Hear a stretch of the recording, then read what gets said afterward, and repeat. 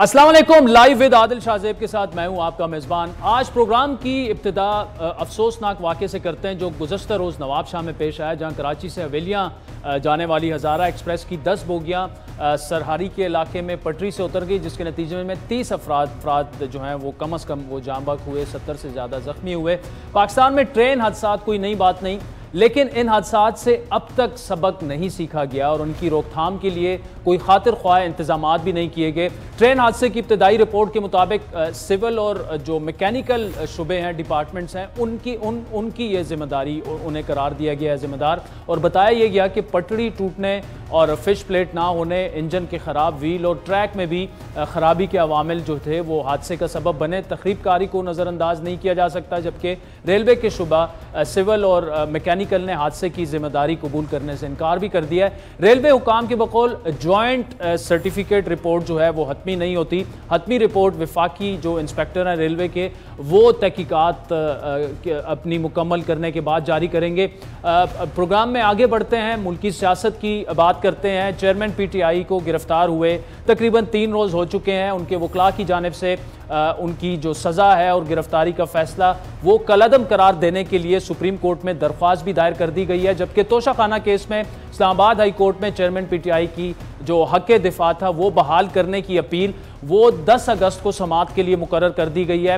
अब उसकी समाअत Islamabad high court के chief justice mister justice Aamir Farooq करेंगे और इस्लामाबाद हाई कोर्ट में ही चेयरमैन PTI की अटक जेल से अडियाला जेल मुंतकिली की जो दरख्वास्त है वो कल एतराज़ात के साथ समाअत के लिए मुकर्रर कर दी गई है। इस्लामाबाद हाई कोर्ट के chief justice mister justice Aamir Farooq कल एतराज़ात के साथ उसकी समाअत करेंगे। PTI के वकील नईम हैदर पंजोथा ने आज जेल में PTI से मुलाकात की और वहाँ उनसे वकालतनामे और पावर ऑफ अटॉर्नी पर दस्तखत कराए गए, जिसके बाद मीडिया से उन्होंने कुछ गुफ्तगू की।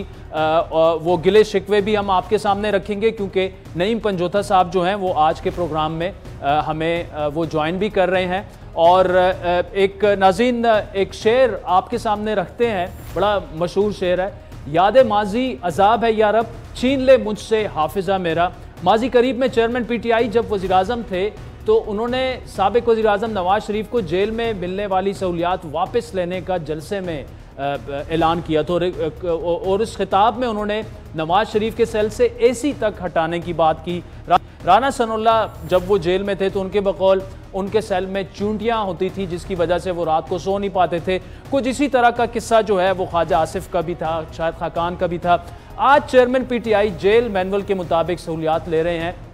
कल उन्हें जिस सेल में रखा गया था आज उन्हें वहाँ से तब्दील कर दिया गया, जबकि चेयरमैन PTI के वकील के बकौल उनकी जेल में क्लास तब्दील करने के लिए वो दरख्वास्त दायर कर रहे हैं और जेल में मिलने वाली सहूलियात से उनकी पार्टी नाखुश है। ये तो बात थी साबिक वज़ीर आज़म की। अब बात करेंगे निगरान वज़ीर आज़म की। अभी तक हुकूमती इत्तेहाद निगरान वज़ीर आज़म का नाम फाइनल नहीं कर पाया है। निगरान वज़ीर आज़म के लिए इसहाक डार, शाहिद खाकान और हफीज़ शेख के नाम सामने आ रहे हैं।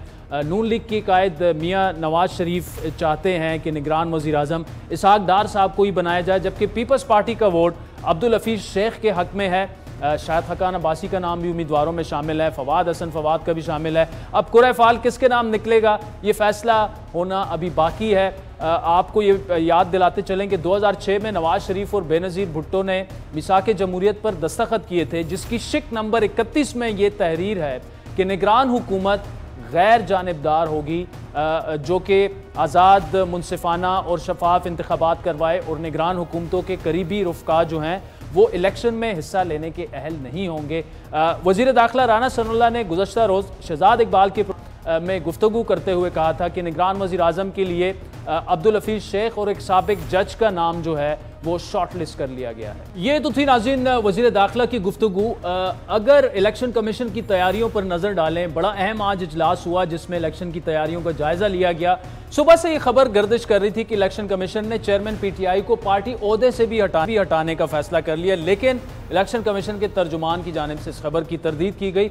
गुज़श्ता दिनों council of common interest CCI ने नई मरदमशुमारी की मंजूरी दे दी, जिसके बाद आइन के मुताबिक अब इलेक्शन नई मरदमशुमारी के तहत होंगे और उससे पहले हल्का बंदियाँ होंगी, उन पर होने वाले एतराज़ात दूर किए जाएंगे, जिसमें यकीनी तौर पर टाइम दरकार है। इस सूरत हाल में इलेक्शन 90 रोज़ में होने के इम्कानात तकरीबन ख़त्म हो चुके हैं और इलेक्शन अगले साल मार्च तक ताख़ीर का शिकार होते नज़र आ रहे हैं। अब जिक्र करते हैं एक ऑडियो लीक का, जिसमें PTI के रहनुमा शमशान बुखारी ने 9 मई के वाक़यात में तहरीक इंसाफ के मुलव्विस होने और उसकी मनसूबाबंदी में इमरान खान के मुलव्विस होने की तस्दीक की है। पहले एक मीटिंग रखी कोर कमेटी दी, सूरी सी, अफरीदी सी, ये सी, वो मुराद से सब तो ज़्यादा कर ये उत्थे डिज़ाइन कर रहा कि असी जो एहतियाज करना फौजियां ते कर ना उत्थे क्या जी क्या होना सी कोर कमांडर हाउस जाना। शफकत ने कहा ना जाओ, आप पार्टी तबाह कर लांगे, ना जाओ ने कहा साहब दो।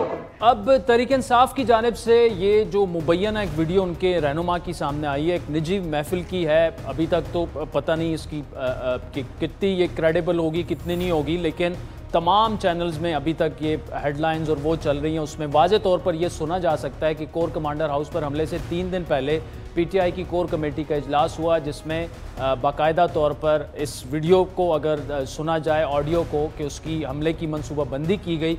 अब 9 मई का दिन मुल्की तारीख़ का स्याह तरीन दिन था, जिसकी जितनी भी मजम्मत की जाए वो कम है।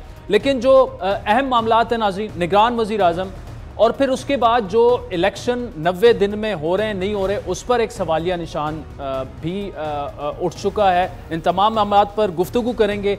पिंडलैंड के सरबरा अहमद बिलाल महबूब साहब हमारे साथ हैं, कोर दिलशाद साहब साबिक सेक्रेटरी इलेक्शन कमीशन हैं, वो भी हमें ज्वाइन करेंगे, जबकि नईम हैदर पंजोथा साहब हैं, इमरान खान साहब के वो लॉयर हैं, आज उनसे मुलाकात भी हुई।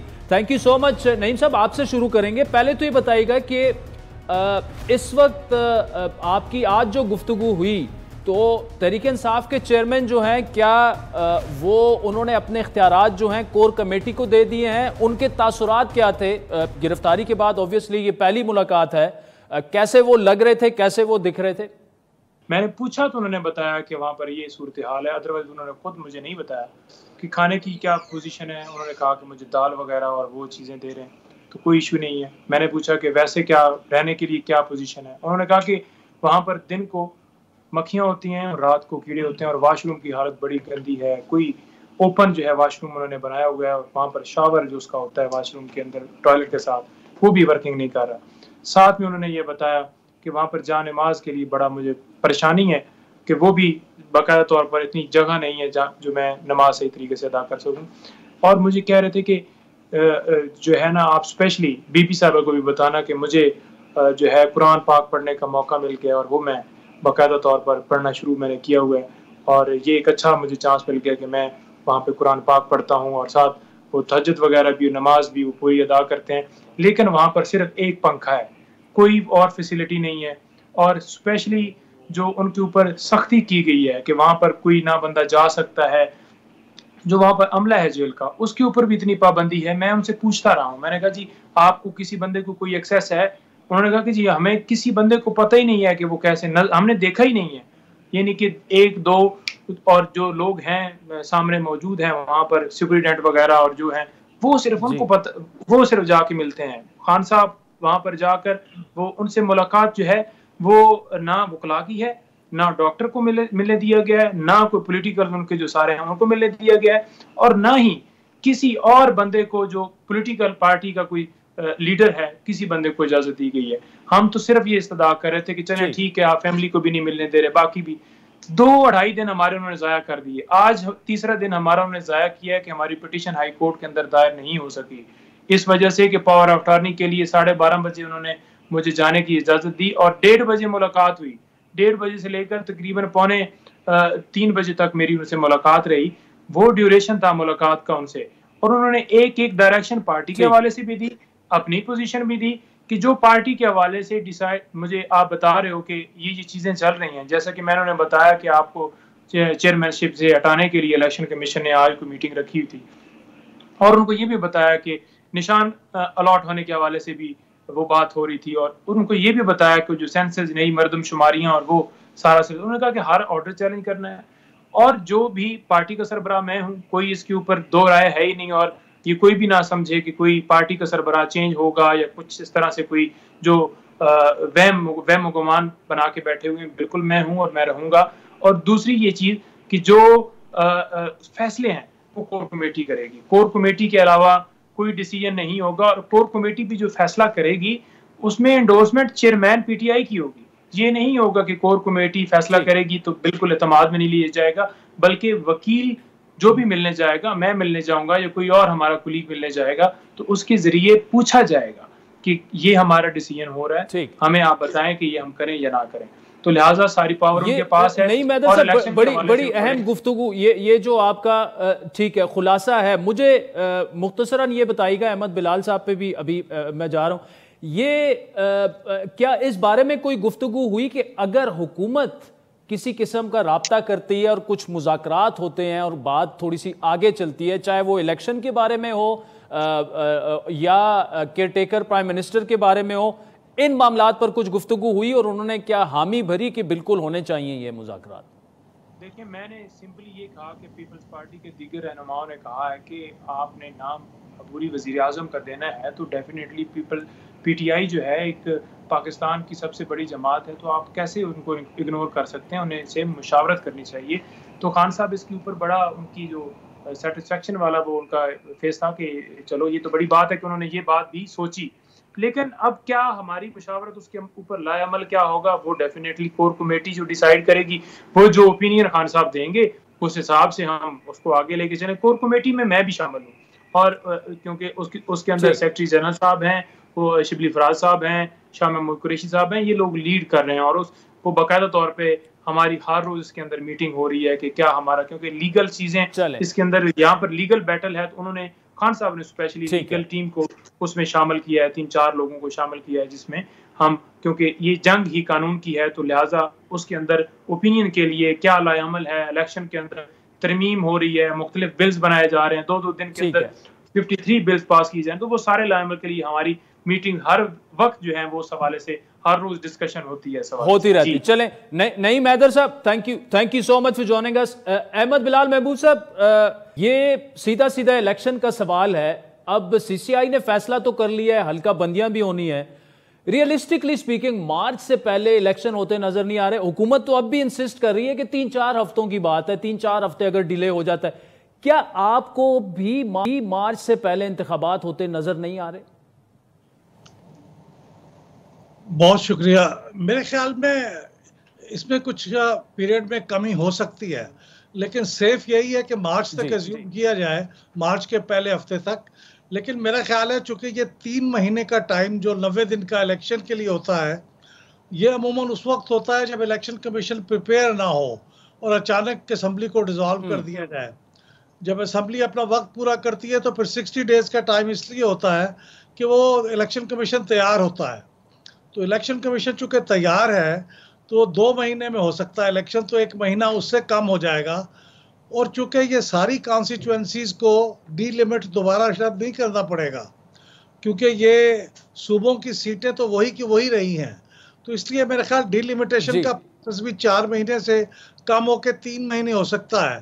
तो ये टोटल प्रोसेस 5 महीने का होके कोई जनवरी या फरवरी में भी हो सकते हैं इलेक्शन। मार्च तक जाने की शायद जरूरत नहीं पेश आएगी, लेकिन ये इलेक्शन कमीशन ही हतमी तौर पे बता सकता है।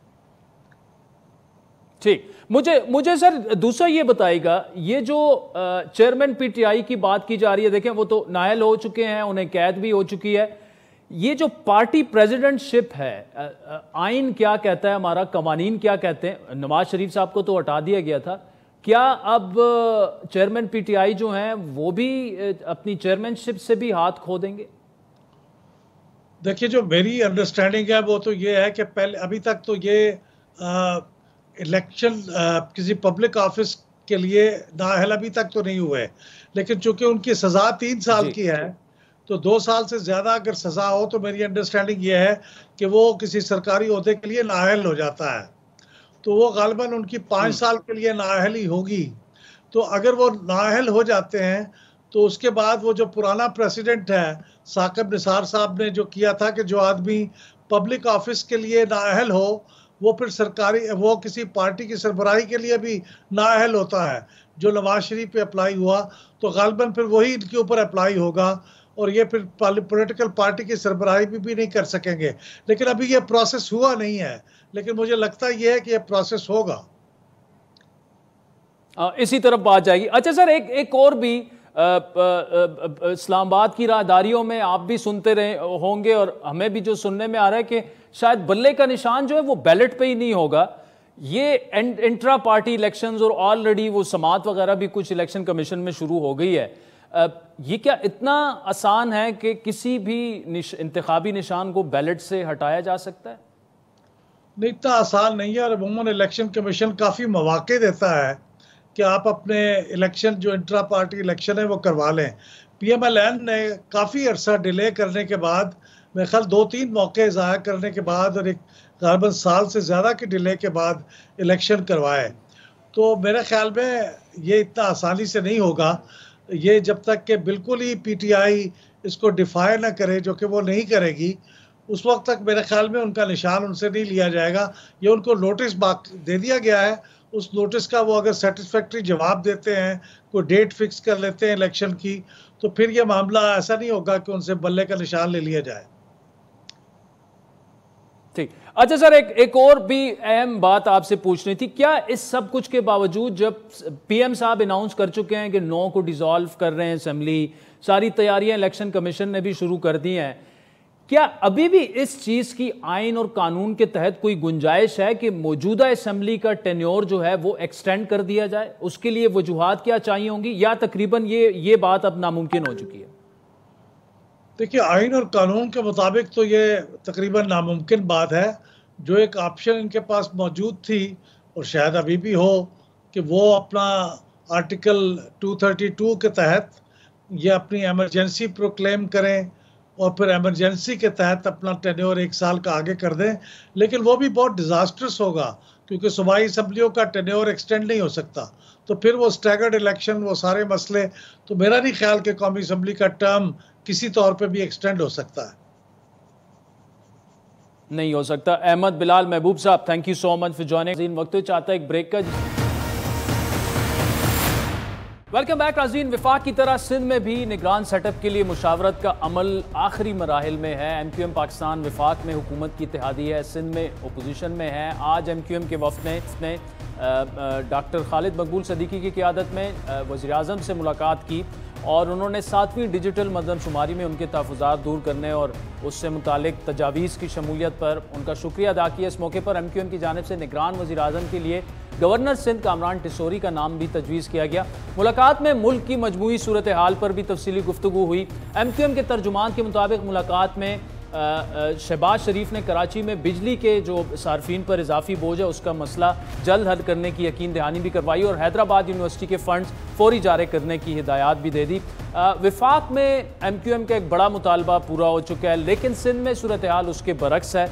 MQM अपोजिशन सीटों पर बैठी हुई है। चंद दिन पहले ही MQM की राना अंसार को अपोजिशन लीडर बनाया गया और अब MQM निगरान वज़ीर आला के लिए हतमी मुशावरत कर रही है। पीपल्स पार्टी की जानिब से निगरान वज़ीर आला सिंध के लिए retired chief secretary Mumtaz Shah का नाम लिया जा रहा है। इसी तरह जस्टिस रिटायर्ड मकबूल बाकर का नाम भी तजवीज़ किया गया, जबकि MQM की जानिब से अभी नाम दिए जाना बाकी हैं।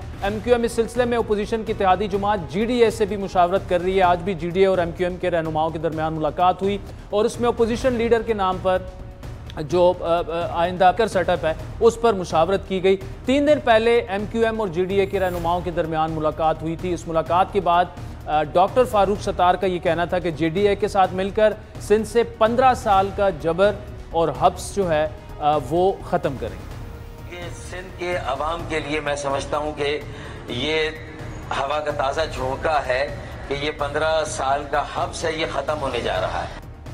इस मौके पर गुफ्तगू करते हुए GDA के रहनुमा डॉक्टर सफदर अब्बासी का कहना था कि हम मुस्तकबिल में MQM के साथ मिलकर सिंध की सियासत में फ़ाल किरदार अदा करेंगे।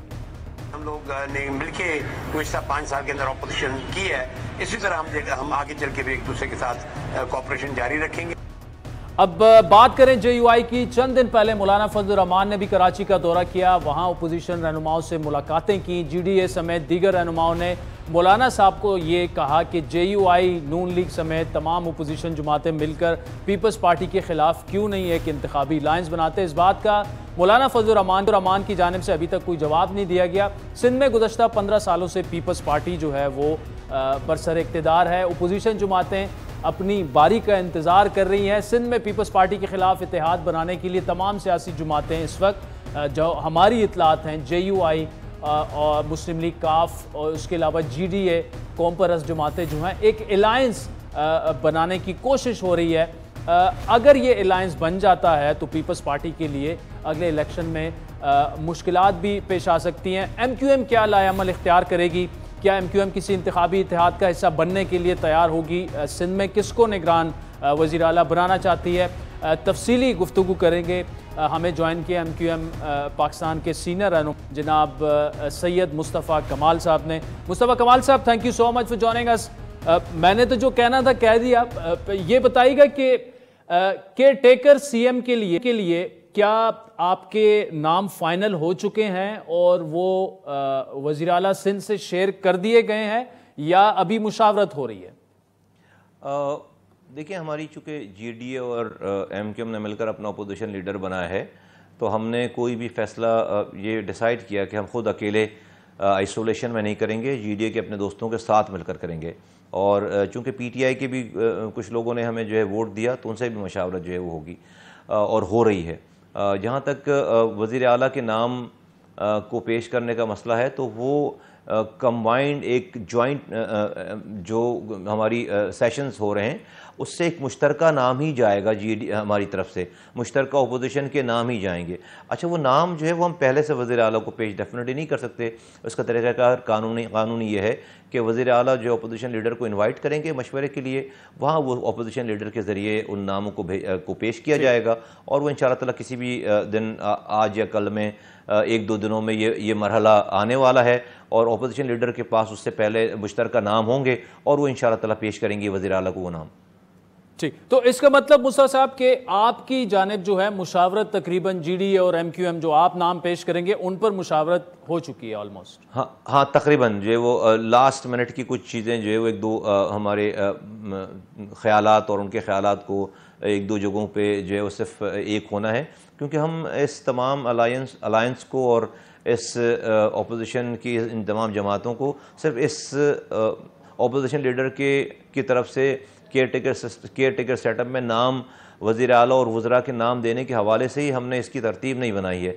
हमारा ये ख्याल है और हमारी ये ख्वाहिश है और इवन के GDA के दोस्तों की भी ये ख्वाहिश है और उनकी तासुरात आपने सुने कि हम जो है वो जिस तरह से माजी में 1990 में एक सीट वाले जाम सादिक को MQM ने वोट देकर वज़ीर आला बनाया, 1997 में anti People's Party Liaquat Jatoi MQM की सीटों से वज़ीर आला बने, 2002 में अली मोहम्मद महर पहले और फिर बाद में ग़ुलाम अरबाब रहीम जो है वो MQM की सीटों से वज़ीर आला बने। तो ये हिस्ट्री दोबारा रिपीट हो सकती है और ज़रूरी नहीं कि किसी की सीटों से कोई वज़ीर आला बने, लेकिन इन तमाम कंबाइंड अपोजिशन में और MQM की अगर सीटें मिलाएं तो हम बहुत अच्छा मुकाबला कर सकते हैं, करते रहे माजी में भी पीपल्स पार्टी से और अभी भी हम इस तरह से मुकाबला करना चाहते हैं। अच्छा, मैं सिंध पर आऊँगा मुस्तफ़ा साहब। एक विफाक के बारे में क्विक सा आपसे ये कि एक तो caretaker prime minister obviously Shahbaz Sharif साहब और राजा रियाज साहब जो डिसाइड करेंगे वही होगा। आपकी जानिब से कामरान टिसोरी साहब का नाम दिया गया। अगर नाम ज़्यादा चल रहा है हफीज़ शेख साहब का, इसहाक डार साहब का और शायद खाकान साहब का भी चल रहा है, ये अगर 3 नामों में से कोई भी बन जाए आपको एक्सेप्टेबल होगा वो? देखिए, खालिद मकबूल सिद्दीकी साहब ने अपने बयानात में ये बात कही है कि वज़ीर आज़म साहब का ये इस्तेहक़ाक़ है और हम समझते हैं कि उनका ये है इस्तेहक़ाक़ और वो हमसे मशवरा करेंगे अपने नामों पे, तो ज़रूर जो है वो मशवरा कर रहे हैं। उन्होंने ये अंदिया दिया है कन्वीनर को कि हम ज़रूर अनाउंस करने से पहले, फ़ाइनल करने से पहले आपसे जो है वो उस नाम के ऊपर ज़रूर तजवीज़ लेंगे और बात करेंगे। वो मरहला शायद जो है वो आज पेश आ जाना चाहिए और या तो कल पेश आ जाएगा फ़ाइनल, इसलिए कि उनके भी कंसल्टेशन जो है वो अभी बिल्कुल फ़ाइनल नहीं हुई है, तो हम अपनी फिर उस पर राय दे देंगे। लेकिन कन्वीनर ने ये बात बबांग धौल ये कही है कि ये इस्तेहक़ाक़ उनका है, अगर वो हमसे बात करेंगे तो हम इस हवाले से ज़रूर अपनी राय देंगे। ठीक है, सिंध पर वापस आते हैं।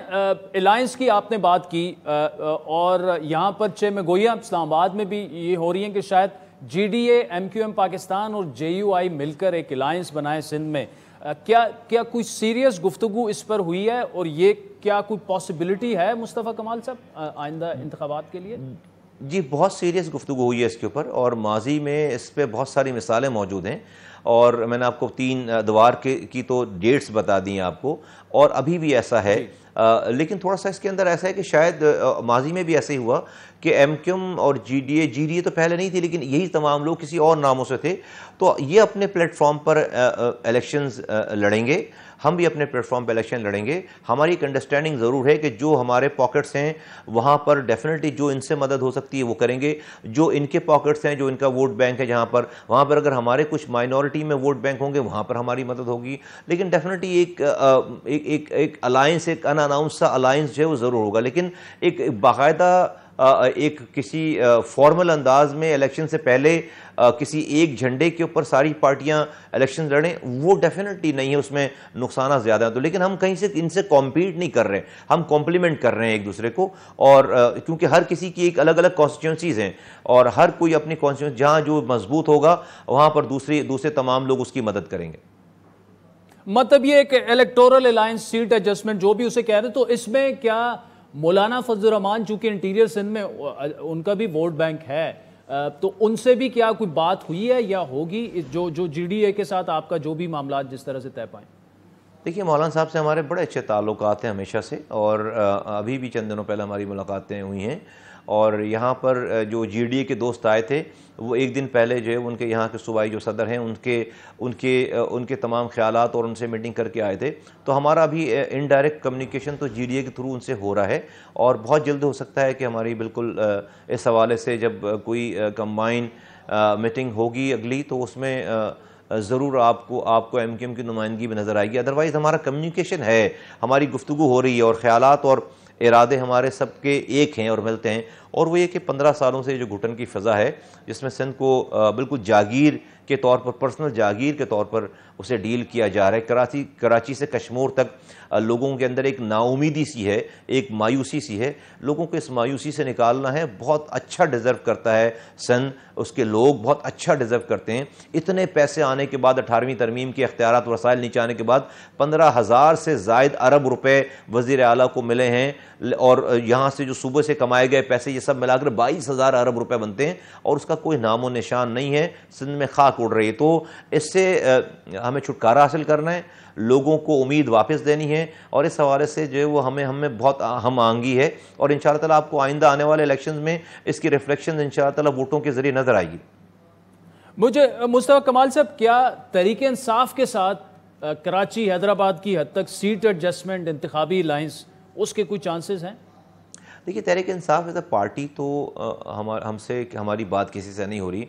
मुझे नहीं पता, हमें नहीं पता कि यहाँ पर तहरीक इंसाफ इस वक्त कौन चला रहा है और कौन ज़िम्मेदार है। लेकिन तहरीक इंसाफ के जो दोस्त हैं, इंडिविजुअल जो लोग हैं, उनमें बहुत सारे लोगों से हमारी बातचीत हो रही है, और इंशाअल्लाह ताला आइंदा आने वाले दिनों में आप जो है वो देखेंगे कि बहुत सारी आपको ख़बरें मिलेंगी, और बहुत सारे लोग हमसे जो है वो जुड़ रहे हैं, विलिंगली जुड़ रहे हैं, क्योंकि इस शहर कराची में आखिरी दफ़ा लोगों ने हमारे ज़रिए ही काम होते हुए देखा था।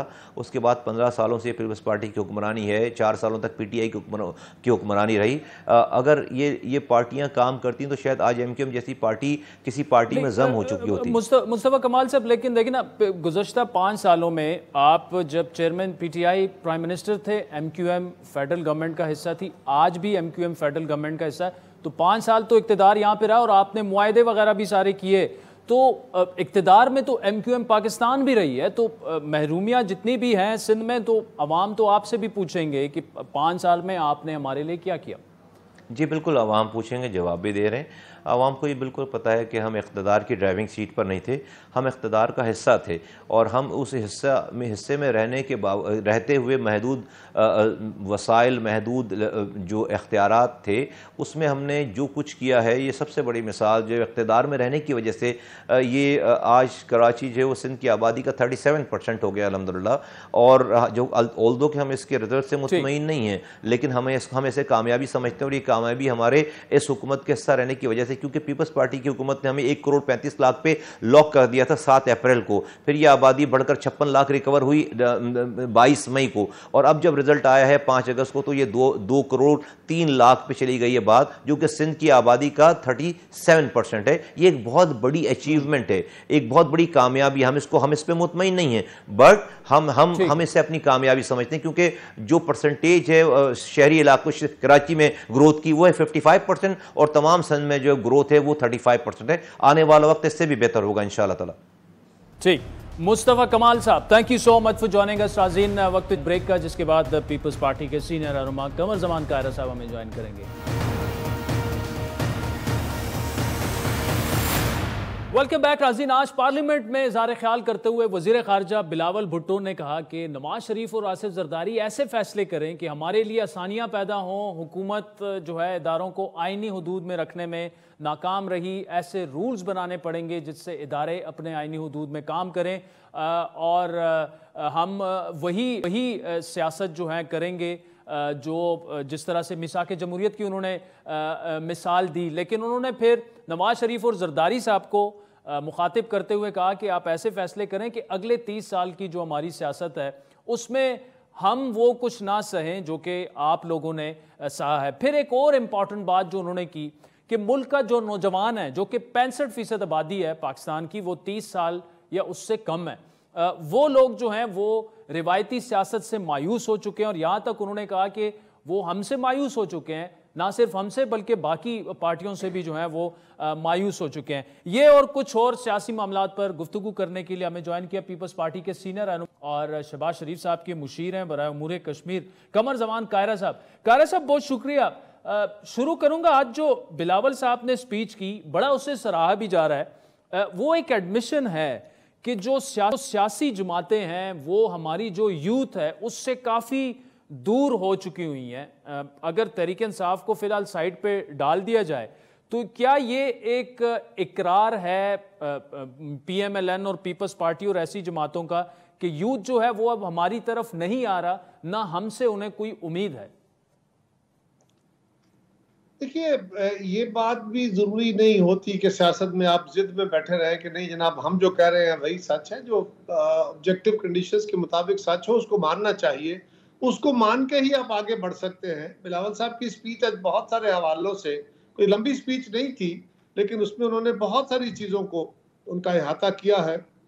ये भी इकरार दुरुस्त है कि इस वक्त पाकिस्तान का नौजवान जो मुल्क की एक बड़ी तादाद है वो पाकिस्तान को, यहाँ की सोसाइटी को एक और जहान में ले जाके देखना चाहता है। ये अलग बात कि इमरान खान ने उनको शराब दिखा के उनको इस ऐसे वाहमों में मुब्तला कर दिया है कि अब वो सिर्फ जादू टूनो और इस तरह के मामलात के जरिए ही शायद पाकिस्तान का क्विक फिक्स चाहते हो। ऐसे मुमकिन तो नहीं, लेकिन जो हमारी रवायती ट्रेडिशनल पॉलिटिक्स है इसको भी नई नस्ल कबूल करने को तैयार नहीं। लिहाजा ये एक एतराफ़ भी है और इसी से करेक्शन की सूरत हाल भी बनेगी। उन्होंने इदारों के बारे में भी कहा, हाँ ये बात तो दुरुस्त है ना कि हम पहले भी कोशिश कर रहे थे, अब भी कोशिश कर रहे हैं, इदारों के सरबराहान और वहाँ भी एक कोशिश है, लेकिन इस अमल से, सियासी अमल से या आइन के दायरे के अंदर काम करने का तमाम इदारों को पाबंद होना चाहिए। उसको करने में सही होनी चाहिए, थोड़ा वक्त तो लगेगा। ये कहना कि जी हम एकदम कर लेंगे, हम 6 महीने में, 1 दिन में, 2 दिन में कोई फैसला करके, कोई कानून बना के, तो ये मुमकिन नहीं है। और ये सिर्फ एक खास इदारे का जिसका हम अक्सर शाकी रहते हैं सारे, सिर्फ उसी पे मुंतबिक नहीं होता, ये बाकी इदारों पे भी मुंतबिक होता है। उनकी आदतें भी जाते जाते जाएंगी और सियासी जमातों को भी अपनी तरफ देखने की, अपने आप को गेयर अप करने की, और जिस तरह आज बिलावल साहब ने कहा है उस तरह की अपनी करेक्शन करने की जरूरत है। ठीक, कायरा साहब, एक बात उन्होंने और की, रूल्स ऑफ द गेम जो है वो तय करनी होंगी, लेकिन साथ में बिलावल साहब ने यह भी कहा कि ओपोजिशन यानी तहरीक इंसाफ को भी ऑन बोर्ड लेना पड़ेगा, उनसे भी बातचीत होनी चाहिए। अब तो इस वक्त तो एक आम तासुर ये है कि तहरीक इंसाफ जो है वो ज़ेरे अताब आ चुकी है, उनके सारे रहनुमा, और वो एक लंबी बहस है, उसमें नहीं जाते। क्या अब जाते जाते वक्त आ चुका है कि किसी न किसी प्लेटफॉर्म पर, किसी न किसी तरीके से तहरीक इंसाफ को एंगेज किया जाए इन मामलात पर? देखिए, पीपल्स पार्टी सियासी सोच रखने वाली कुव्वत है। पीपल्स पार्टी की क़यादत ने हमेशा, माजी भी हमारा यही है, भुट्टो साहब के दौर में भी सारे अपोजिशंस के साथ बैठे हम। बीबी शहीद ने भी अपने दौर में, जब खुद मियाँ साहब ज़ेरे अताब थे, उनके इक़्तिदार में नहीं, जब वो ज़ेरे अताब थे, बीबी एग्जाइल में थी, हम उस वक्त भी हम इकट्ठे हुए, हमने चार्टर किया। बाकी सारी जमातों को जो उनके खिलाफ थे उनको साथ लेके चले। भुट्टो शहीद की शहादत के वक्त जो ज़ियाउल हक की तहरीक का या उसके मार्शल लॉ का बायस बने लोग, बीबी शहीद उनके साथ कि मुल्क के अंदर जमहूरियत बहाल हो। आज बिलावल साहब भी उसी जज्बे का इजहार कर रहे हैं। खान साहब या उनकी जमात या उनके कुछ साथी जो अपने अमाल की बदौलत, अपने कुछ किरदारों की बदौलत, अपने कुछ फैसलों की बदौलत अगर उन्हें किसी कानूनी कार्रवाई का सामना है तो वो एक और इशू है। बिलावल साहब ने जो जिक्र किया वो ये था कि जो चार्टर हमें करने की ज़रूरत है वो चार्टर ऑफ डेमोक्रेसी 2 हो या पहले चार्टर पे अमल दरामद हो, उसके लिए तमाम कुव्वतों से बात करने की ज़रूरत है। इमरान खान या तहरीक इंसाफ की सियासी हैसियत को जीरो कर लिया जाए, ये तो नहीं बात हो सकती ना। इस तरह तो ये खिलाफ हकीकत बात है। आप उनकी एक अपनी हैसियत है, उनकी हैसियत पहले बड़ी थी, अब बड़ी है, नहीं है, क्या है, थोड़ी है, ज्यादा है, हैसियत है उनकी एक बिल्कुल। और उनके साथ भी पाकिस्तान की तमाम सियासी कुव्वतों के साथ, तमाम इदारों के साथ हमें उस चार्टर पर बात करनी होगी मुल्क को आगे बढ़ाने के लिए। यही बात बिलावल साहब ने कही। वक्त तो चाहता है एक ब्रेक का, जिसके बाद आपसे दोबारा मुलाकात। वेलकम बैक नाज़रीन। कायरा साहब, मुल्क की अगर सियासत की बात करें, 2 दिन रह गए हैं। गवर्नमेंट जो है वो एक तो क्या जो प्राइम मिनिस्टर साहब ने ऐलान किया उसी पर ही 9 को क्या समरी भिजवाई जाएगी या डिसॉल्व हो जाएंगी असम्बलियां 9 तारीख को? एक तो ये। दूसरा, फिर केयर टेकर प्राइम मिनिस्टर के हवाले से भी बताइएगा कि क्या पीपल्स पार्टी की जानिब से हफीज शेख साहब का नाम फाइनल कर दिया गया है? देखिए, पहली बात तो केयर टेकर हमारी तरफ से किसी नाम का फाइनल होना, ये बिल्कुल ऐसी कोई बात नहीं है। ये सारी जमातों ने इकट्ठे बैठ के कोई आपस में फैसला मशावरत करनी होगी और वज़ीर आज़म ने अपोजिशन लीडर के साथ बैठ के, तभी ये इसका बेहतर हाल निकल सकता है। कौन सा नाम डिस्कस हुआ मेरे इल्म में नहीं है, ऑनेस्टली मैं इस पर कोई तुक्का नहीं मारना चाहता। लेकिन पीपल्स पार्टी की तरफ से कोई नाम, ये स्पेकुलेशंस हैं, बहुत दिनों से हो रही है। पहले किसी और का नाम चल रहा था, अभी इनका नाम चल रहा है, पहले डार साहब का चल रहा था, फिर के दरमियान में कई और नाम आए। ये सारे स्पेकुलेटिव है, इसमें रियलिटी बेस्ड नहीं है। लेकिन मेरी जमात की तरफ से इसका कोई शायबा नहीं, कोई तल्लुक नहीं। जहां तक ताल्लुक है और कायरा साहब आपकी जी मैं वही सवाल पूछ रहा था। आपकी प्राइम मिनिस्टर साहब से मुलाकात भी हुई, क्या 9 तारीख को जो है वो असेंबली डिसॉल्व हो जाएगी या उसमें 1-2 दिन की ताखीर भी हो सकती है? देखिए, वज़ीर आज़म साहब ने जो कुछ कहा वो 9 तारीख को एडवाइस दे देंगे। अब वो एडवाइस प्रेसिडेंट को जाती है और प्रेसिडेंट उसको असेंट देते हैं, और उसका क्या तरीकाकार है मुझे पूरे लीगल तरीकाकार का पता नहीं है। लेकिन जब प्राइम मिनिस्टर असेंबली डिसॉल्व करने का ऐलान कर देते हैं तो इट बेसिकली स्टैंड्स डिसॉल्व, या फिर प्रेसिडेंट की असेंट 1-8 दिन में आ जाती है। नहीं भी आएगी तो असेंबली डिसॉल्व भी होती है। ठीक। कायरा साहब, अब सीसीआई का फैसला आ चुका है, नई मर्दमशुमारी के तहत इंतखाबात होने हैं और ये खदशा तवातुर से जाहिर किया जा रहा है कि जी मार्च से पहले तो अब इंतखाबात हो ही नहीं सकते। पीपल्स पार्टी का बड़ा क्लियर कट इस पर मौक़िफ़ रहा है, बड़ा उसूली मौक़िफ़ रहा है कि जी नवंबर से 1 दिन भी इंतखाबात जो है, अब तो खैर मामला आगे बढ़ेगा, 8-10 वीक हों या 2-3 महीने हों। इस वक्त पीपल्स पार्टी क्या समझती है कि मार्च से पहले इंतखाबात हो जाएंगे? हो जाने चाहिए। पहली बात तो यह है कि जो बातें हम करते रहे वो बिल्कुल हकायक के मुताबिक थी। उस वक्त जो सूरत हाल हमारे सामने थी, या जो मर्दमशुमारी का जो इब्तदाई खाका था, जो पब्लिक हुआ, जो आपके पास भी आया, मेरे पास भी आया, हमारा भी वही सोर्स होता है, तो उससे तो ये लग रहा था कि जो सूबों के दरमियान आपस में तफावत है, जो उनके एतराज़ात हैं, वो हल होना मुश्किल है। लिहाजा हम कह रहे थे कि उसको डिले नहीं करना चाहिए। अगर वो नहीं हो रहा इत्तेफाक तो बिल्कुल टाइम पे इलेक्शन होंगे और कोई दूसरी राय नहीं है। और दूसरा ये था कि अगर सूबों के दरमियान आपस में सूबों के अंदर कौमी असम्बली की सीटों का अगर फर्क आना हो, जो नंबर है वो तब्दील होना हो, जिस तरह इम्कान हो रहा था, डिस्कशन हो रही थी कि बलोचिस्तान की सीटें बढ़ेंगी, सिंध की कोई सीट बढ़ेगी, पंजाब की सीटें कम होंगी, तो उसके लिए आईनी तरमीम और आईनी तरमीम के लिए असम्बली का ना होना ये तनाजुर था कि इस तरह हो नहीं सकता। अब अगर ये हुआ है कि सूबा बलोचिस्तान के ऊपर जो एतराज़ात थे वो भी एड्रेस हुए, उन चीज़ों को रिकनसाइल किया गया, बाकी सूबों के जो एतराज़ात थे वो भी एड्रेस हुए, सिंध के चीफ मिनिस्टर ने को 10 खत लिखे थे, वो सारी चीज़ें एड्रेस करके जब फाइनल हकायक विद प्रूफ्स विद सबूत और सवालों के जवाब देते हुए मर्दमशुमारी वालों ने जब एड्रेस किया तो फिर किसी के पास कोई सवाल रहा नहीं। उसके बाद यकीनन उसको अप्रूव होना चाहिए और ये आसान बात है कि सब ने उसको इत्तेफाक राय से कबूल किया। ठीक, कमर जमान कायरा साहब, थैंक यू सो मच। नाज़रीन, आज पेशावर में खैबर पख्तूनख्वा के मशरान और रमायदीन का एक तारीखी ग्रैंड जरगा मुनक्किद हुआ, जिससे chief of army staff general Asim Munir ने खिताब किया और उन्होंने इस मौके पर यह कहा कि दहशतगर्दी की कार्रवाइयों में हालिया इजाफा जो है वो दहशतगर्दों की जानिब से मुज़ाकरात को बहाल कराने की नाकाम कोशिश है। अगर मुज़ाकरात हुए भी तो वो सिर्फ पाकिस्तान और उबूरी अफगान हुकूमत यानी अफगान तालिबान के दरमियान होंगे, किसी भी ग्रोह या जत्थे से बात नहीं की जाएगी। बड़ी दो टोक उन्होंने आज वाज़ मौक़िफ़ दिया।